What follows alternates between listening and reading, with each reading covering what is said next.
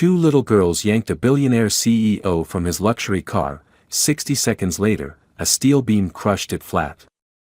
What happened next changed his life forever. The city hummed with its usual rhythm of chaos, but inside his luxury black sedan, Jonathan Crane was isolated in his own world of control. Parked just a few feet away from a towering construction site, he sat comfortably in the driver's seat, tapping irritably on his phone screen.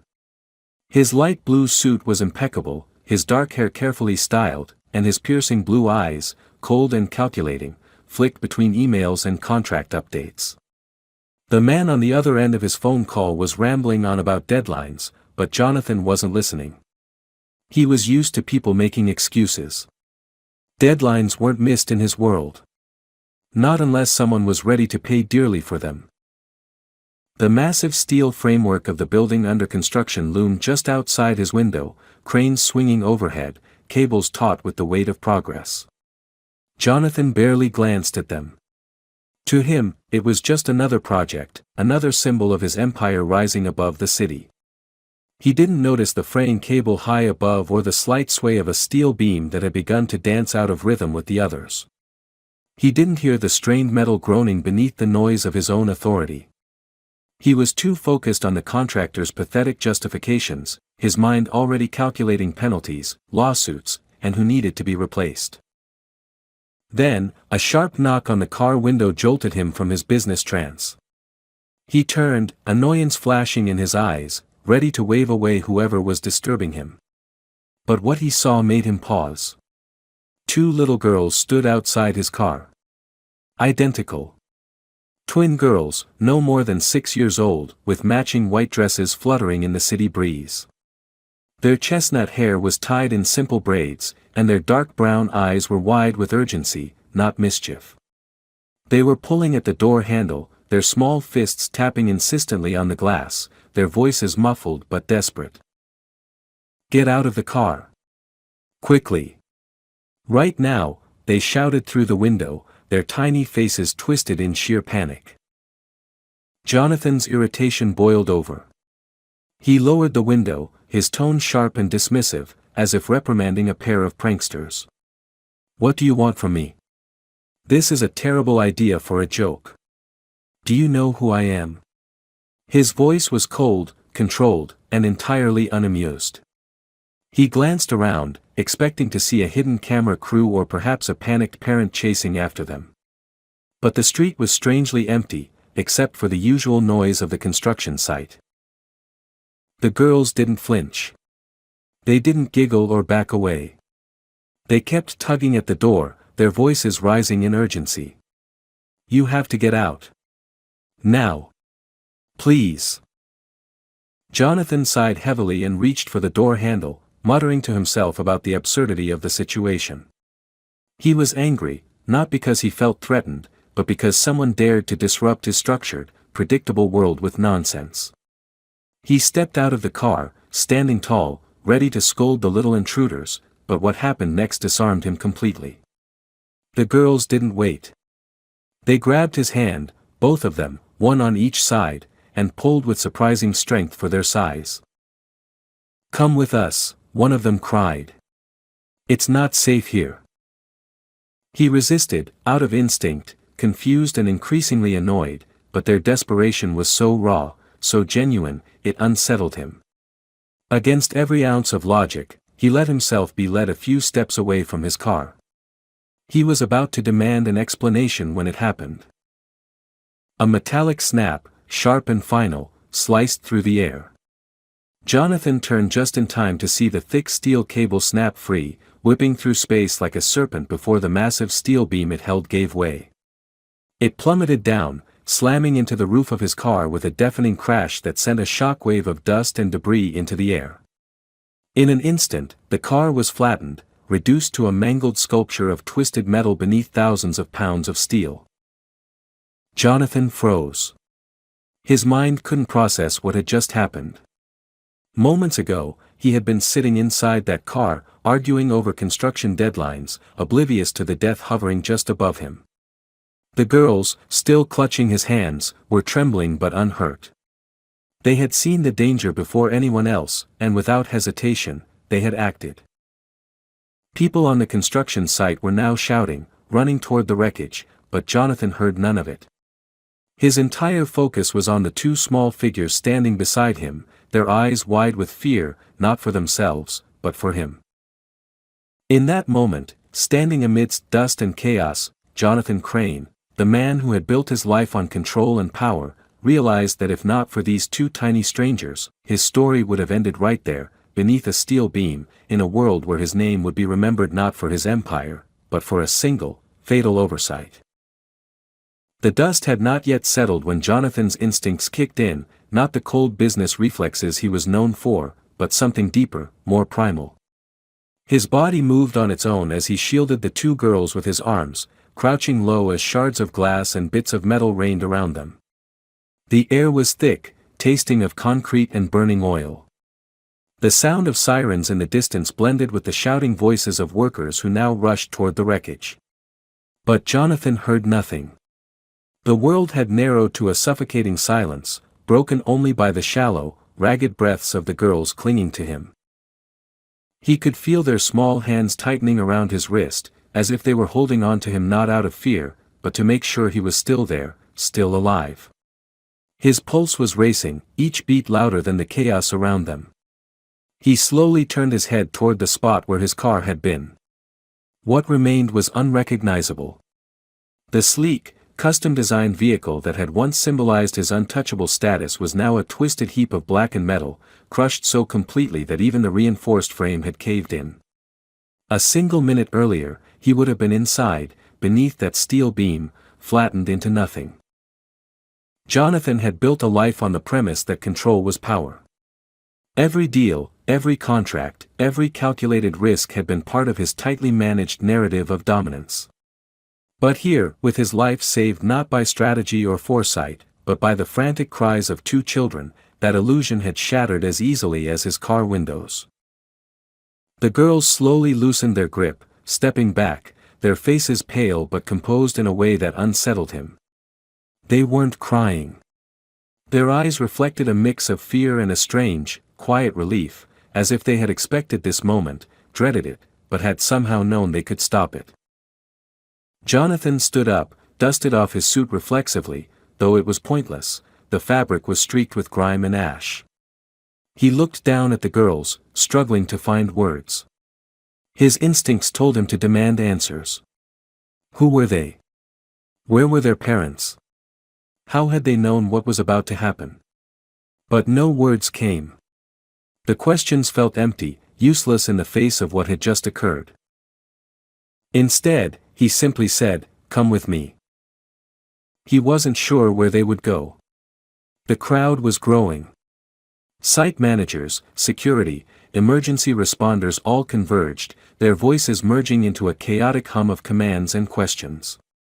Jonathan, usually the commanding presence in any room, now felt like an outsider. For once, he wasn't the one giving orders, he was the man who had been pulled from death by two children no one could explain. As they stepped away from the wreckage, a foreman rushed over, his face pale, voice shaking. "Mr. Crane, are you all right?" "My God, sir, that beam. We didn't see the cable fray." "It shouldn't have." The man's words tumbled over each other, a desperate apology wrapped in shock. Jonathan raised a hand, silencing him. Later, he said, his voice quieter than usual, but edged with something unfamiliar. Vulnerability. He couldn't process technical reports or excuses right now. He just wanted to understand what had just happened on a human level. He glanced down at the girls. They were still by his side, standing quietly, their identical faces looking up at him as if waiting for what came next. It wasn't until he led them further away from the wreckage, into a quieter side street, that he finally crouched down to meet their gaze. He noticed then how their white dresses were smudged with dirt, their small shoes scuffed, and yet they carried themselves with a strange, determined composure that no child their age should possess. "What are your names?" he asked, his tone softer now, no trace of the cold executive. "Emma," said the one on the left. Evelyn, added the other. Jonathan processed their names, as if anchoring himself in something solid. Emma and Evelyn. Do you know me? He asked, though part of him already knew the answer. They shook their heads. We saw the rope moving weird, Emma said simply. It was shaking. We knew it was going to fall. But how did you know it would fall on me? Jonathan asked, unable to shake the feeling that this moment was spiraling into something far bigger than a workplace accident. Evelyn's answer was quiet, but it hit him like a hammer. We didn't. We just knew someone was going to get hurt. And we didn't want it to happen again. Again. That word echoed in his head. There was a story behind it, a story that had propelled these two tiny strangers into his path at the precise moment his life hung by a thread. His mind, conditioned to seek logic, struggled to piece it together. Yet his heart was already a step ahead, telling him this was no random encounter. These girls had intervened, not by chance, but by an instinct to save someone, even if it meant risking themselves. Jonathan stood, brushing the dust from his knees, and extended his hand. The offer was simple, instinctive. Let me take you somewhere safe. The girls hesitated only for a moment before placing their small hands in his. As their fingers wrapped around his, something shifted inside him. The cold detachment that had defined his life cracked, replaced by a feeling he hadn't recognized in years, responsibility, not as a CEO or a businessman, but as a human being who owed his life to two fragile, fearless souls. As they walked away from the site, sirens still wailing in the background, Jonathan understood one thing with unsettling clarity: his life didn't belong to him anymore. It had been handed back to him by two little girls in white dresses, and he would never be able to return it to the way it was. Something had changed. Forever. Jonathan Crane sat in the private office of his penthouse suite, staring at the city skyline that had once given him a sense of power. The glass walls reflected his own image back at him, the immaculate suit, the chiseled face, the cold blue eyes that could make grown men crumble in a boardroom. But tonight, all of that felt hollow. The weight of the day's events pressed on him in ways he couldn't quantify. He had faced countless business crises, hostile takeovers, legal battles, market crashes, but nothing had prepared him for the fragile hands of two little girls pulling him away from death. He had brought Emma and Evelyn home with him after the accident. It wasn't a plan. It wasn't even a decision. It was a reflex. He couldn't leave them behind, not in the chaos of the construction site, not in a world that had already let them down once. His staff had been baffled when he walked through the lobby holding their hands. Jonathan Crane didn't bring people home. His world was composed of ironclad contracts and negotiations, not small children with dirt-streaked faces and tired eyes. But none of that mattered now.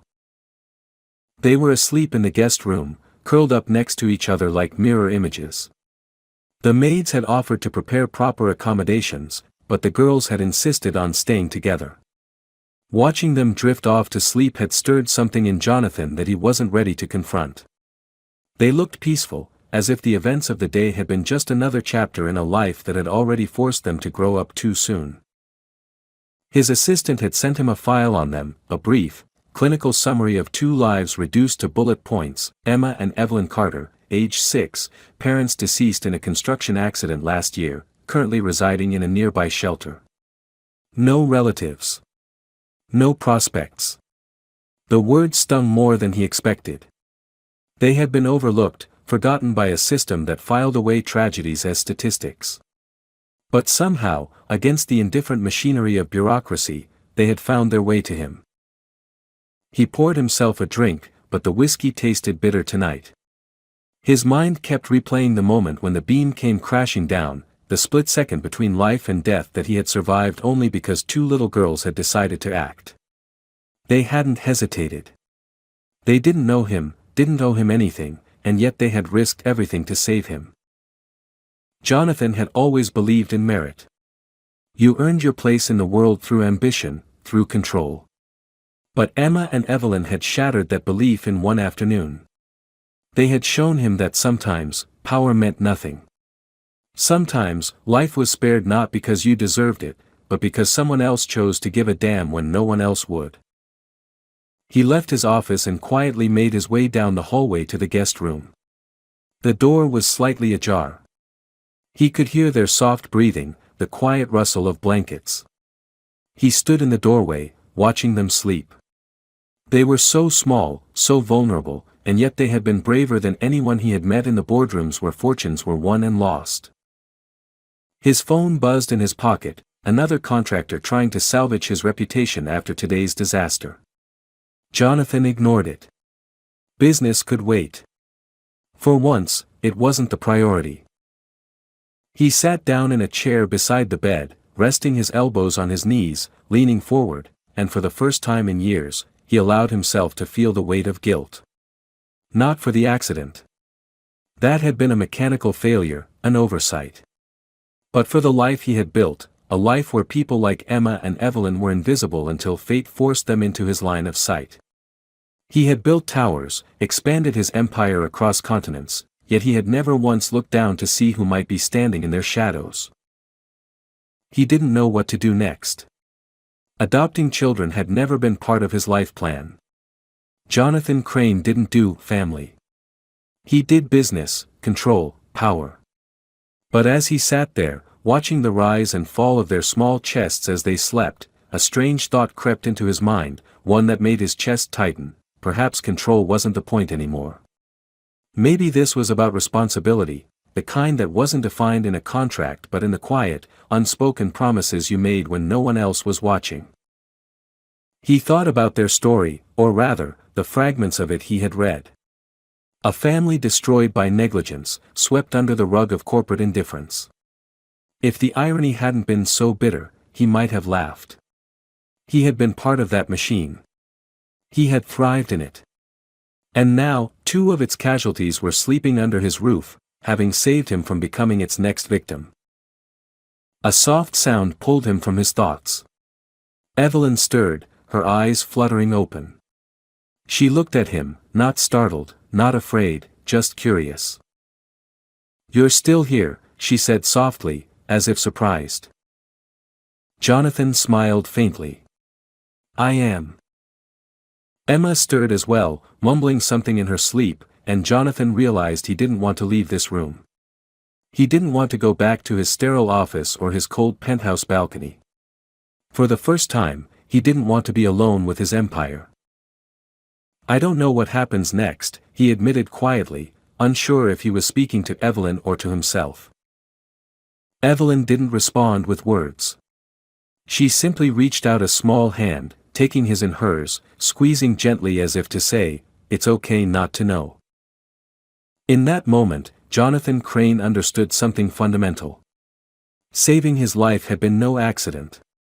These girls were in his life now, not as a debt to be repaid, but as a path to be followed. And for once, he wasn't the one in control of where it led.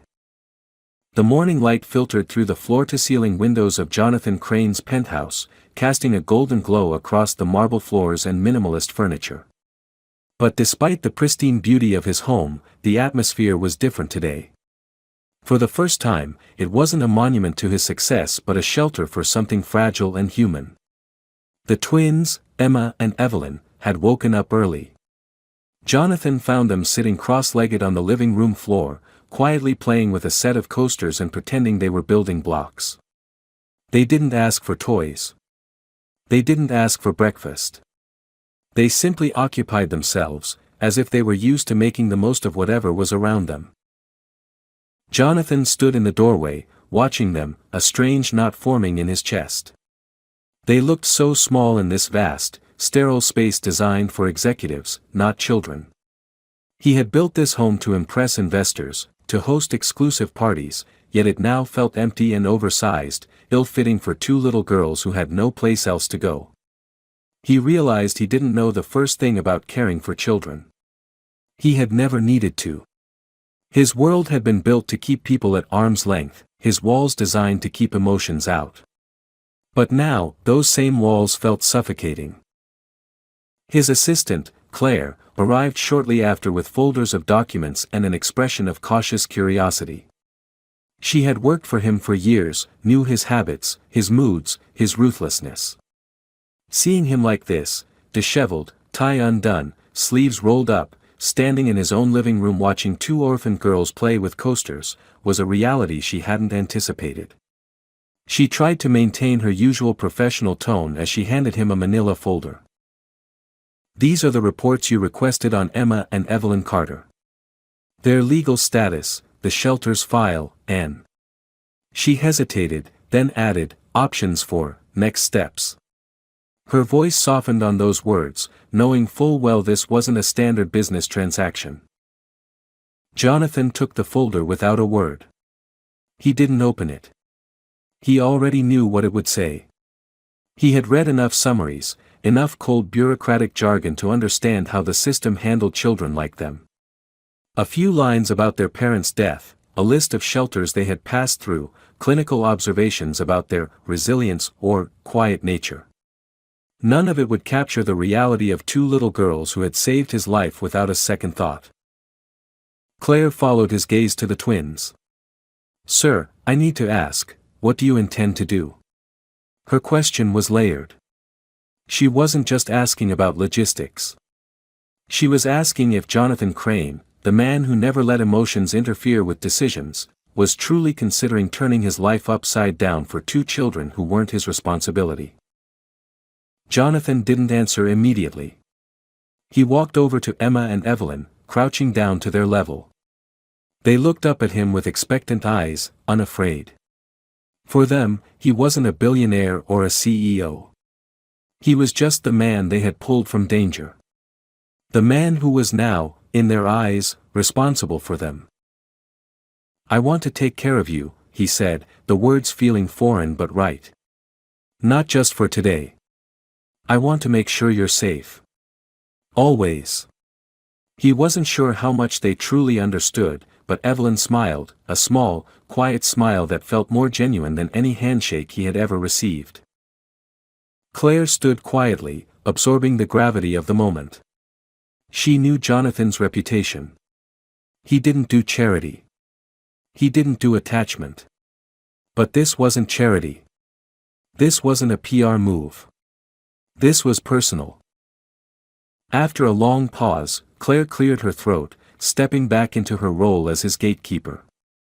"Then we'll need to start the adoption process immediately. It won't be simple, but it can be done." Jonathan nodded, but his thoughts were already elsewhere. Adoption. Fatherhood. Words that had never intersected with his life were now anchors pulling him into unfamiliar territory. He didn't know the first thing about being a parent. His life had been built on strategy, on systems, on controlling every variable. But these girls had taught him in a single afternoon that control was an illusion. Later that day, he took them out, not to an office or a corporate event, but to a small park a few blocks away. No cameras. No bodyguards. Just the three of them. The twins were hesitant at first, unsure of this strange new setting, but soon, their childhood instincts took over. Emma chased after pigeons while Evelyn collected fallen leaves, comparing their shapes with a seriousness that made him smile. He watched them from a bench, feeling out of place but content. He wasn't on a schedule. There were no meetings waiting. For once, his time belonged to someone other than himself.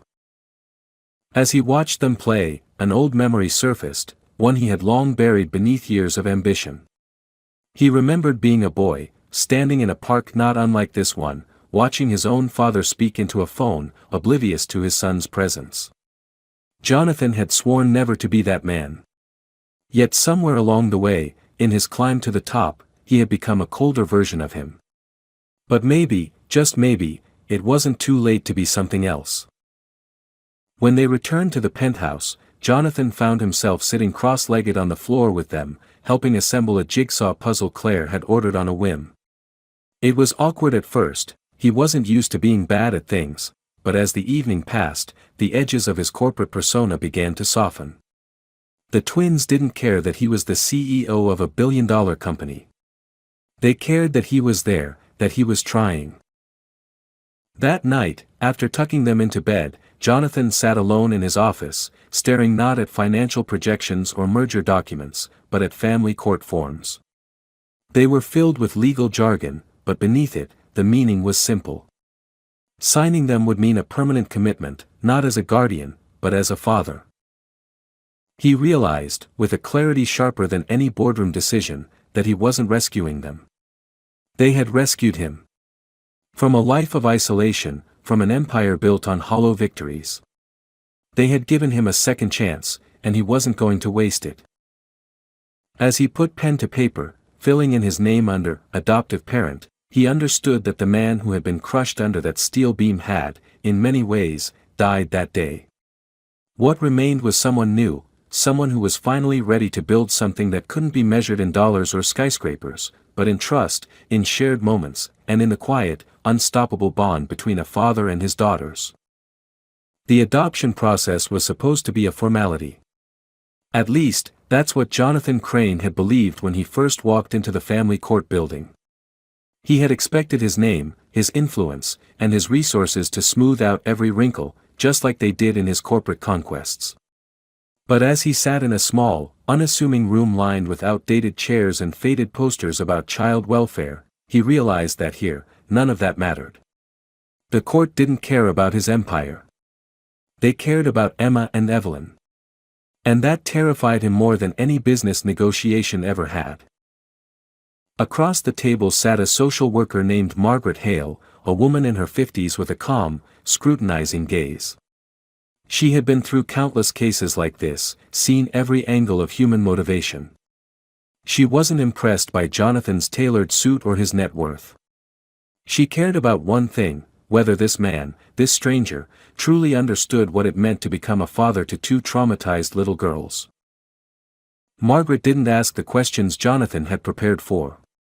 She didn't inquire about his financial stability or his ability to provide a home. Instead, she asked, "Why you? Why do you want to be their father?" The question struck him harder than he anticipated. His instinct was to respond with something neat and strategic, a rehearsed answer that ticked all the right boxes. But as he opened his mouth, nothing came. The truth was raw, unscripted, and sitting in his throat. "I owe them my life," he finally said, his voice quieter than usual. "They saved me, not just from that accident, but from a life where I thought control was everything. They made me realize how blind I've been. I don't want to pay them back, I want to build something with them. I want to be what they need, even if I don't know how yet." It was the most honest thing he had said in years. Margaret's expression didn't soften, but she nodded slowly, jotting something down. "Children like Emma and Evelyn don't need saviors, Mr. Crane. They need someone who will stay. Can you stay?" That question lingered long after the meeting ended. Over the following weeks, Jonathan's life became a delicate balancing act. He continued to run his company, but his priorities had shifted. Meetings were scheduled around school visits. Late-night strategy calls were cut short because of bedtime stories. His staff noticed the change. Some whispered about it, some admired it, but Jonathan no longer cared about their opinions. His world had been redefined by two small hands tugging at his sleeve asking him to join them on the floor for a puzzle, or a soft voice calling him to read a bedtime story. Emma and Evelyn, though still quiet, began to open up in small, almost imperceptible ways. Evelyn started leaving her drawings on Jonathan's desk, simple sketches of stick figures holding hands under bright suns. Emma, more reserved, would silently place a book on his lap and crawl next to him without saying a word. These gestures, small as they seemed, meant the world to him. They were building trust, piece by fragile piece, and Jonathan knew that was worth more than any business deal he had ever closed. But the process wasn't without its challenges. There were moments when the weight of their grief surfaced in ways that left him helpless. Nightmares that sent them running into his room, clinging to him as if he might disappear. Questions about their parents that he didn't know how to answer. Jonathan, a man used to having control over every variable, found himself navigating an emotional landscape where there were no clear solutions, no guarantees. Yet, with every hurdle, he learned to stay present. He learned that sometimes, the only thing he could offer was his presence, his steadiness in their small, chaotic storms. One evening, after a particularly difficult day filled with legal paperwork and emotional meltdowns, Jonathan sat with Claire in his office, exhaustion written across his face. She handed him a cup of coffee, watching him with an expression that was half admiration, half disbelief. "You've changed, Jonathan," she said, not as a passing remark, but as a statement of fact. "I don't think I've ever seen you fight for something that didn't have a dollar sign attached to it." Jonathan looked at her, understanding the weight of her words. "That's because this is the first thing that matters that can't be bought," he admitted. "It's terrifying." The court hearings progressed, each one chipping away at the final barrier between him and the life he was now desperate to build.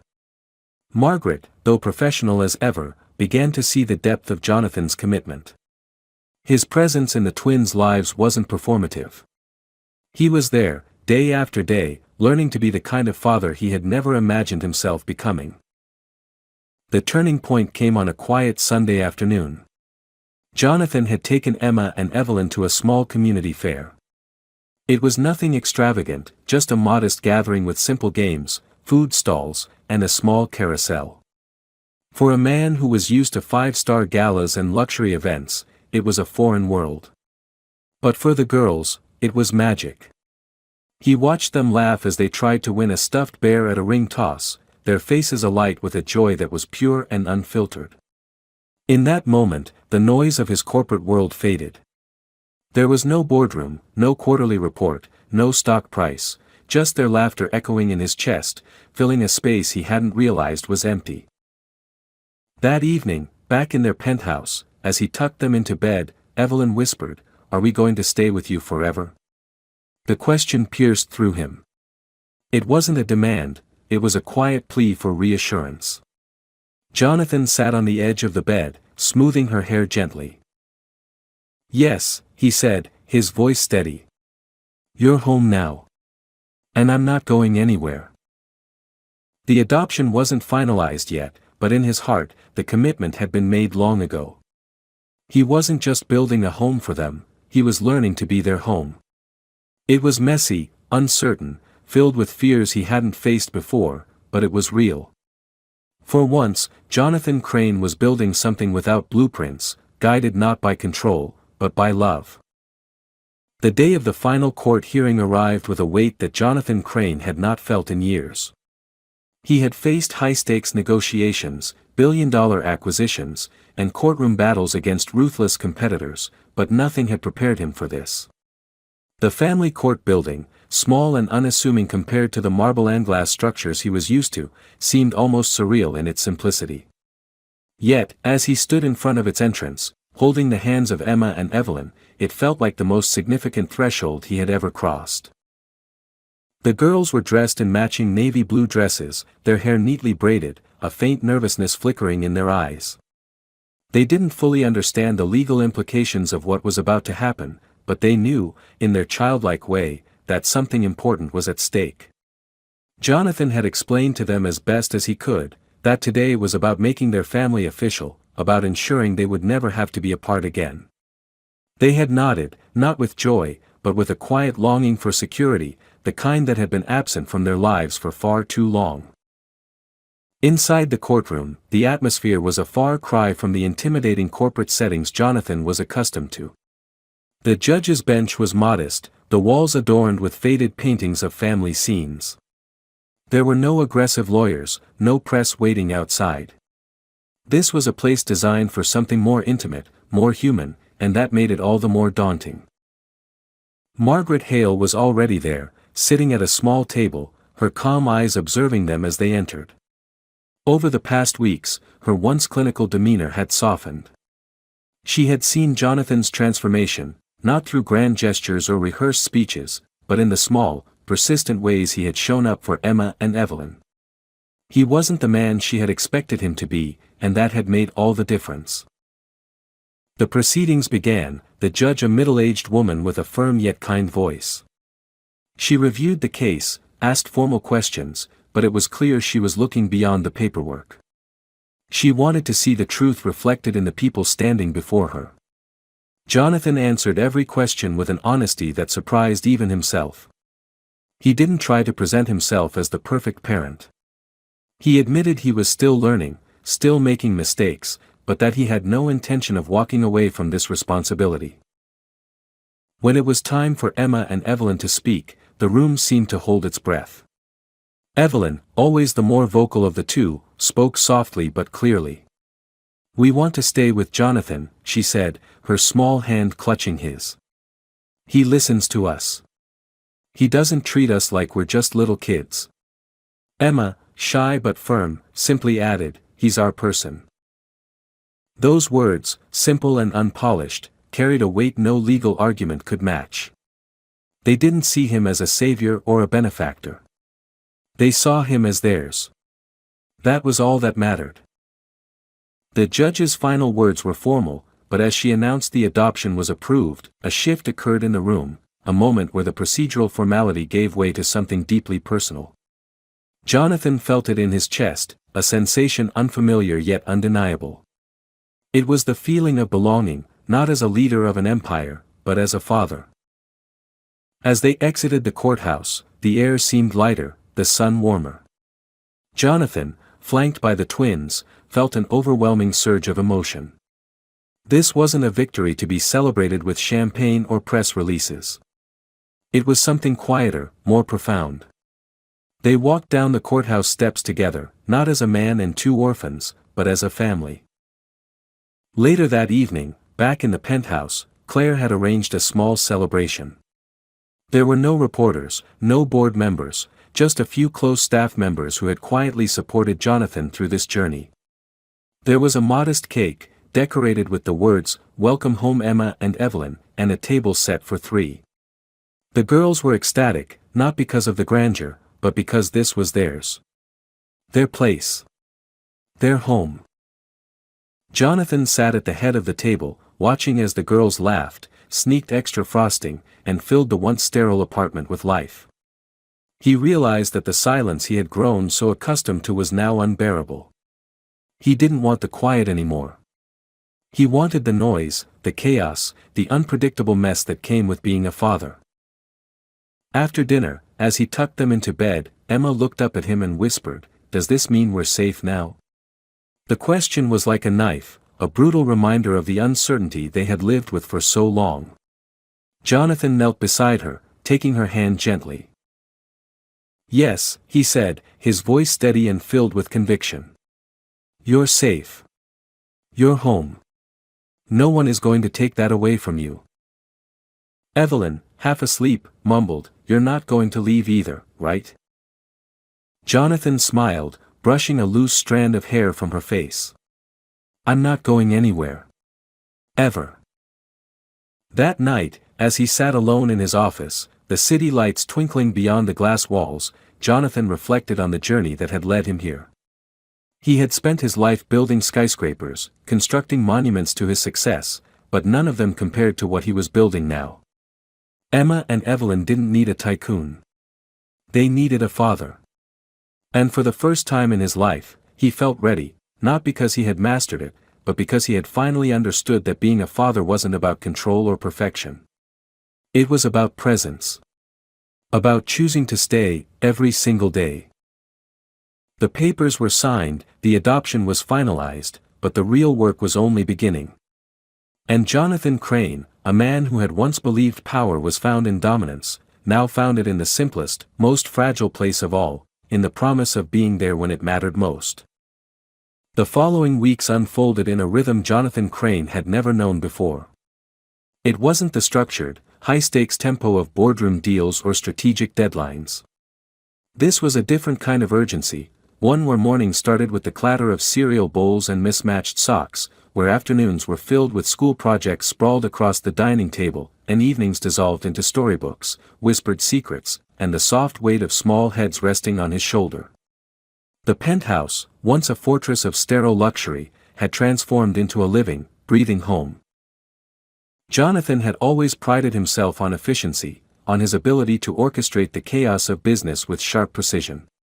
But now, his days were ruled by unpredictable variables. Emma's sudden fascination with building forts out of couch cushions in the middle of a video conference. Evelyn's insistence that bedtime stories had to include ridiculous made-up words. The mess, the noise, the interruptions, they weren't distractions. They were life. And slowly, Jonathan was learning to live within that chaos, not control it. At work, his staff watched the transformation with a mixture of amazement and quiet admiration. Jonathan was still the sharp, decisive leader he had always been, but there was a difference now. He listened more. Meetings became conversations rather than directives. He noticed things that had previously escaped his attention because they hadn't seemed critical. His empire was no longer a towering monument to his own ambition. It was becoming a network of people, of stories, of lives that mattered beyond their profitability. One afternoon, as Jonathan sat in his office reviewing design proposals for a new community housing project, Emma and Evelyn burst through the doors, breathless and excited. They had just returned from school with a large poster board covered in drawings and colorful stickers. "It's our Safe City project," Evelyn announced proudly, laying the board on his desk. Emma pointed to a drawing of a playground with wide, looping paths. "No dead ends," she explained, "so no one gets stuck." Jonathan smiled, realizing that their simple, intuitive designs held more wisdom than half the urban planning proposals he had reviewed that week. The girls didn't think in terms of zoning laws or infrastructure, they thought in terms of people. How they moved, how they felt. It was a perspective that had been missing in his world of blueprints and spreadsheets. Inspired, Jonathan decided to bring them into a brainstorming session with his design team the following day. The initial reaction was skepticism. High-level meetings were not a place for children, especially not for 6-year-olds armed with crayons. But as the session unfolded, the atmosphere shifted. Emma and Evelyn's ideas, though delivered with childlike simplicity, sparked conversations that the team had never considered. "What if the paths told you where people are feeling happy today?" Evelyn asked at one point. It was a whimsical question, yet it ignited a discussion about integrating real-time community feedback into city design, creating spaces that responded to the emotional pulse of its residents. Jonathan watched, equal parts amused and humbled, as his top architects and engineers took notes from his daughters. The lines between expert and novice blurred, replaced by a collective curiosity that was rare in professional environments. It was as if the girls had unlocked a part of the team's creativity that had long been buried beneath deadlines and protocols. But amidst this newfound harmony, Jonathan remained acutely aware of the fragility of it all. There were still challenges, shadows that lingered at the edges of their lives. The girls carried their trauma quietly. There were nights when Evelyn would wake from nightmares, her small frame shaking as she clung to Jonathan's shirt. Emma, ever the quieter twin, would sometimes withdraw into herself, spending hours lost in her drawings, sketching images of buildings falling, only to redraw them standing tall again. Jonathan knew he couldn't erase their past, but he could be their anchor, the constant presence they had been denied for too long. One evening, after tucking them into bed, Jonathan stood on the penthouse balcony, looking out at the city lights. Claire joined him, handing him a cup of coffee, her expression soft but curious. "You've changed this company more in the past month than in the last 5 years, she remarked, not as a compliment, but as an observation. Jonathan nodded, his gaze fixed on the horizon. "Because for the first time, I understand what we're supposed to be building," he said. "It's not about structures. It's about spaces where people feel seen. Places where no one feels invisible." Claire smiled. "That sounds like something they taught you." "They're teaching me every day," Jonathan admitted. The company began to shift its mission subtly but profoundly. Initiatives focusing on community engagement, child-friendly public spaces, and mental health awareness started to take shape. Investors were hesitant at first, wary of the soft-focused direction. But the public response was overwhelming. Cities welcomed Wexford's Living Paths initiative, a project inspired by Emma and Evelyn's Safe City drawings. It wasn't just PR. It was real, tangible change that people could walk through, touch, and experience. The twins became unofficial ambassadors of the project, not in a media spectacle, but in the way they interacted with the world around them. They didn't give speeches or attend board meetings, but their presence was felt in every design choice, in every decision that prioritized empathy over efficiency. For Jonathan, this wasn't redemption, it was evolution. He was no longer the man who measured success in profits alone. Every time he saw his daughters laugh without fear, every time he watched them run down a city path they had helped envision, he knew they were building something far more enduring than skyscrapers. They were building belonging. That night, as he stood in the doorway of their room, watching them sleep, he realized that fatherhood wasn't a title you earned through paperwork or promises. It was a role you chose every single day, in every small, ordinary moment. He wasn't their savior. He was their student, their protector, their home. And for the first time in his life, Jonathan Crane understood that this quiet, messy, imperfect life, was the most important legacy he could ever build. The morning of the grand opening felt different from any other milestone Jonathan Crane had ever reached.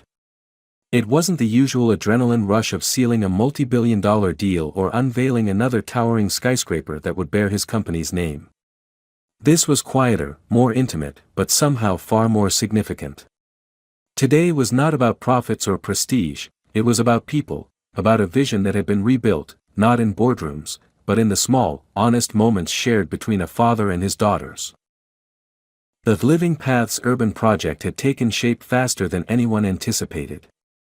What had started as crayon sketches and childlike ideas had evolved into a community-driven initiative that had captured the attention of city officials, architects, and everyday citizens alike. The public space Jonathan was about to unveil wasn't just another polished plaza filled with corporate branding. It was a living, breathing ecosystem of parks, playgrounds, interactive walkways, and quiet reflection spots, all designed with one simple principle in mind: no dead ends. Every path led somewhere. Every space welcomed you in. As Jonathan stood backstage, preparing for his brief remarks, he watched Emma and Evelyn from a distance. They were weaving through the crowd, hand in hand, their faces alight with the innocent excitement that only children could carry. They had no idea how monumental this day was for him. To them, it was simply a chance to show the world their safe city. They didn't need to understand the complexities of urban design or the political battles that had been fought behind the scenes. They had already won the most important fight, the right to be heard. When it was finally time to speak, Jonathan didn't walk onto the stage with the commanding presence that had once defined his public image. He walked slowly, deliberately, not as a CEO, but as a father. The crowd, a mixture of officials, community members, and media, quieted as he reached the podium. For a moment, he simply stood there, taking in the sight of the space that had once only existed in his daughter's imaginations. Then, he began. "I've spent my life building things," he said, his voice calm and steady. "Buildings that scrape the sky, contracts that fill portfolios, strategies that keep companies afloat. But none of that prepared me for what it truly means to build. True building is not measured in steel and glass, but in connections, in making sure that people never feel trapped, never feel invisible." He paused, his eyes finding Emma and Evelyn in the crowd. "Two little girls reminded me of that. They didn't ask for a tower or a monument. They asked for paths. Paths that always lead somewhere. Paths where no one is left behind." He didn't need to say more.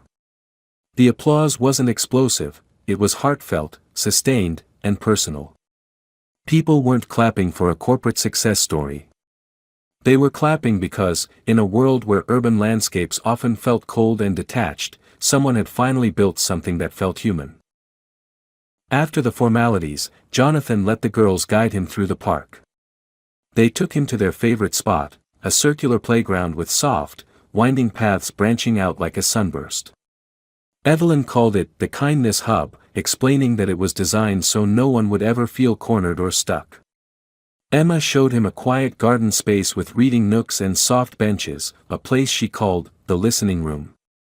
Everywhere they went, Jonathan saw families, children, elderly couples, people who had come not to admire architecture but to experience a space that welcomed them in without asking anything in return. Journalists approached him, eager for sound bites, but Jonathan waved them off gently.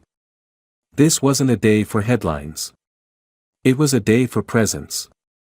As the afternoon sun cast a golden glow over the paths, Jonathan found himself sitting on a bench with Emma and Evelyn on either side, their small hands tucked into his.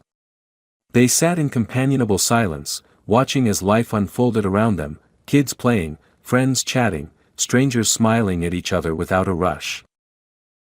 Claire approached quietly, sitting across from them with a knowing smile. "You know, you've built a lot of things in your life, Jonathan," she said, "but this might be the first thing that actually belongs to you." Jonathan nodded, not out of pride, but out of a deep, quiet understanding. He hadn't built this project to redeem his company or his image. He had built it because Emma and Evelyn had shown him what mattered when everything else falls away. They had shown him that legacy isn't found in towering achievements but in the spaces where people feel safe enough to breathe, to play, to be.